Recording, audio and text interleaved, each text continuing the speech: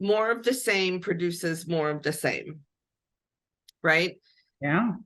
So I do have the girls, and I admitted I'm not willing to leave them at this moment. But Delilah's, 17 years old. Insane. I know. So, although she's young at heart, again, I read something the other day that I'm going to read to you. I actually wrote it down in my daily mantras page, because it really kind of hit home for me, and I'm looking at things differently in life. Okay. And this is what it says. This was from Ralph Waldo Emerson. Okay. Emerson also said that power dwells with cheerfulness. Hope puts us in a working mood. And I'm like, yeah. Can you read that again? Yeah. Power dwells in cheerfulness. Hope puts us in a working mood. And that is true, because when I am down and I have no hope, I don't get shit done. Yeah. Because it's so hard. Yeah. And so that's why I went, fuck it. I buckled down and I worked on our website, right? And I'm like,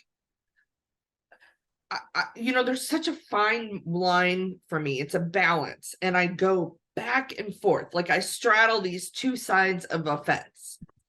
And the fence is, I'm not good enough. Nothing I do is that important. There are so many better people in the world than I mean, on and on and on. That's this side of the fence. Yeah. And then the other side of the fence is, yeah, what if everybody said that? What if that's what everybody believed? What if that's what Ralph Waldo Emerson believed and he didn't do it? And so that's when I say, but I'm going to do it anyway. So I'm all of these things. You're right. I'm not the smartest person in the room. I'm not the prettiest person in the room. I'm none of those things. I'm as average as they come, which I'm happy to be. Let me tell you. I'm glad at least I'm average, right? That's awesome. So I'm happy to be like my fellow man, right? That's okay with me. To me, that's not a bad thing. That's a great thing. And I should still be putting out all of these things that I want to be putting out. Even if nobody gives a shit, who cares? I care. I'm going to do it. Well, I think what you're talking about, if I'm hearing you correctly, it's about perspective, right? It's like no one's ever going to be the smartest, the funniest, the best looking, the richest. Maybe there's like 1% of the population and it's never going to be at all of those things at the same time. Right. For sure. But at the same time, it's like anytime you look at those lists, a lot of the time, you have the Nordic countries that are always at the top of the list for being the happiest, like Norway, Switzerland, whatever. But like a lot of the time there's poor countries, and it's because it's perception of your circumstances. Yeah, 100% agree. Yeah, it's all right here, right? It's all how we look at it, which is not always easy because our minds can totally play tricks on us, and it's really so can societal pressure, right? 100%. Keeping up with the Joneses is absolutely real. There's a reason why Instagram and some of these other social platforms contribute to people's mental health. Agreed. Or mental harm. But you know what? I'm actually not willing to blame them solely.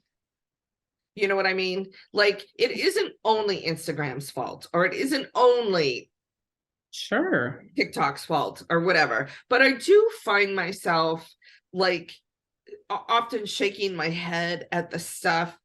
So like even yesterday, I was going through my Instagram feed and I was noticing that 99% of it are people I don't know, right? Mhm. They're not the people I follow. It's sponsored ads, which there's a lot of, Yeah. and it's people that are hugely popular on their feeds that are being dropped into my feed. And I'm like, who the fuck are you? And why are you on my feed? Right? Like, more power to you. Thank God you're successful. I want you to make money any way you can. Because that's why we live in a capitalistic society, right? So I have nothing, I have no problem with it. But I want to know how my friend Freedom is doing, right? Or I want to know how my friend Michelle is doing, or my, Megan, or all of these people that I love. Where are they? And why do I have to thumb through all these people I don't know? And frankly, I'm not concerned with. Since I hate the term I don't care, I'm avoiding that term. and then I realized, but then there's that moment in my head, and I'm gonna come clean, right? Because this is where I'm at in life. Is I'm like, well, shoot, how do Freedom and I get in on this action, right? Because I feel, not because I'm like, I want to be famous. I don't care about the fame part of it. I care about the communication and connection component. I care about, looking at my fellow man and maybe recognizing, oh my gosh, I am judging them based on their race, their gender, their sexual preference. I'm doing that. And now I'm checking that, and I'm going to approach them as a living, breathing human being, which is what I try and communicate when I talk, right? I often will judge initially, like I'll notice, oh, it's a drag queen. And then I'll be like, oh, it's a drag queen, right? Because that's how we're raised. I'm raised to distinguish. I'm distinguishing, and now I'm moving past that, right? Let's move past that. It's when you distinguish and then you don't move past it that we get into a lot of trouble, that we have prejudice, that we have hatred, that we have disdain. That's when that comes in. I think all of us will distinguish, and we're always going to. I'm always going to go, oh, there's a black man, right? I'm going to notice that he's a black man. Mm-hmm. There's no way around it. But what I do next, oh, I'm going to move. Oh, I'm not going to talk to him. Oh, he wants my money. Oh, he's going to be bad. That's what we have to eliminate. Correct.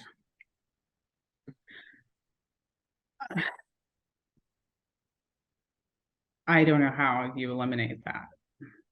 I mean, that's the problem. Well, these biases and the beliefs that people have are, I mean, they're generational, they're taught, I mean, even seeing the pictures coming out of like the NRA, right? You have kids there holding guns and taking pictures with them. And it's like those kids are going to grow up to be adults that think that owning and having an AR-15 is our God-given right. Mm-hmm. And I am not going to, I'm not going to stop saying, yeah, you're right. You may believe it's your God-given right, but you have the option to walk away from it. Mm-hmm. And I'm not going to stop saying it, just like they're not going to stop trying to convince the kids. I mean, and that's what I want to communicate, right? That's why I'd like people to join us. I'm not saying that talking always works, but I'm not willing to pull out an AK-47 to make my point, right? Mm-hmm. So I'm going to keep saying what I believe, just like I'm assuming you are going to do. That's why we get together and do these things, right?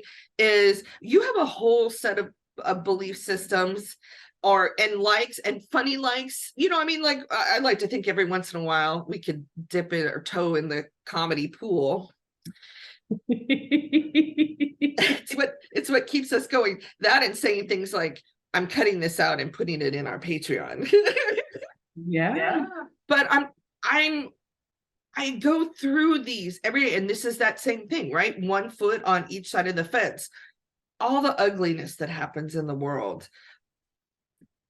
How many mass shootings did we have since you and I talked? Louisville just had another one. Yeah. So I'm going to tell you, like off the top of my head, I believe there have been a minimum of 3 mass shootings since the last time you and I did a Shower Talks recording, which was what, 2 weeks ago. A minimum of 3 mass shootings. And right after each of them, I'm like, I give up. And then I get up the next day and I say, you know what? This is the world we live in. What can I do? One individual, what can I do to make it better? That is what I'm going to do. That is it. And it's hard work. And I'm struggling just as a human being, right? Like with my own bullshit. I'm fucking driving DoorDash. This again, yesterday, no, it was today. Today, build up or shut up. Sunday, 9 a.m. is when I post one of my build up or shut ups. That's my little 3-minute pep talk. And today's what I recorded like 2 months ago. I admit it, while I was still working. I still had that other job.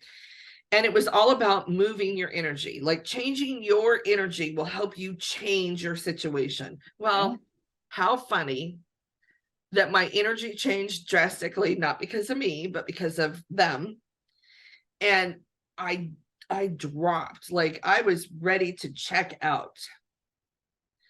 And then all of these things started coming into my head, right? Like, I don't want to die, oddly enough. I know you don't. Yeah, I got a lot going on. I got a lot of things I want to accomplish. I'm like, I want to touch the lives of the people who have touched me. I know I'm sounding like Hedwig and the Angry Inch, which, by the way, is the greatest. If you've not seen it, have you seen it? Oh, I've seen it. Oh my God. Fucking love that movie. I wish I could have seen the play. Anyways. I think of all the people I have come upon that have come upon me. I just love that line. but I get it, right? So I got a lot I want to do. And it's been great. It's strangely been great. And if I end up homeless, it'll be great. You are not going to end up homeless. I mean, you know what I mean. I'm just saying, you're right. I'm not, because you know what? I felt sorry for myself for a couple of days. And then I was like, shit, what am I going to do? And I went out and I started driving DoorDash. And now I'm going to work temporary at American Lung. And I applied for all of the jobs. And it'd be really great if I could get unemployment for the time that I was unemployed, because that would help out greatly. Yeah. I think we do back pay. When I filed, when I was unemployed in 2020, I got like one big check. Yeah. That's if I'd been approved, because technically I was fired. Now I was fired for the lamest reason ever.